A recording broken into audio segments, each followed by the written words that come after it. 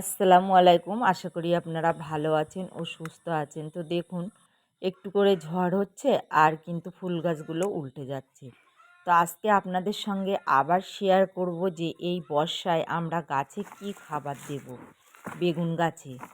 দেখুন, এখানে আমি নিয়েছি কিচেন কম্পোস্ট, শুধু কিচেন কম্পোস্ট নিয়েছি আর তার সঙ্গে পুরনো মাটি নিয়েছি, ডিমের খোসা, কলার খোসা, পেঁয়াজের খোসা আর আলুর খোসা আর হলুদের গুঁড়ো। সবগুলো আমি নিয়ে কিন্তু একই সঙ্গে মিশিয়ে নিচ্ছি ভালোভাবে।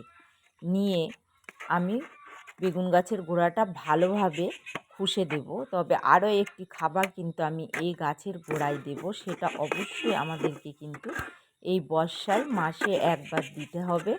আর বেগুন গাছের ক্ষেত্রে সারা বছরই এই খাবারটি দিলে কিন্তু বেগুন গাছে কোনো পোকামাকড়ের উপদ্রব হবে না।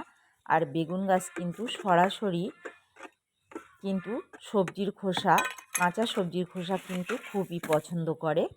আর এখানে দেখুন দিচ্ছি আমি ফিরোডান। তো আমরা অল্প করে সামান্য ফিরোডান দেব, বেশি দেব না, গোড়াটাই দিয়ে দেব। দিয়ে এবারে যে খাবারটি আমি মিশিয়েছি সেই খাবারটি কিন্তু আমি গাছে দিয়ে দেব।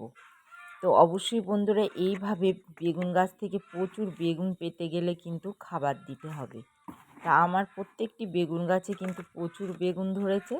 তাই এইভাবে অবশ্যই খাবার গাছে আপনারা দিয়ে দিন।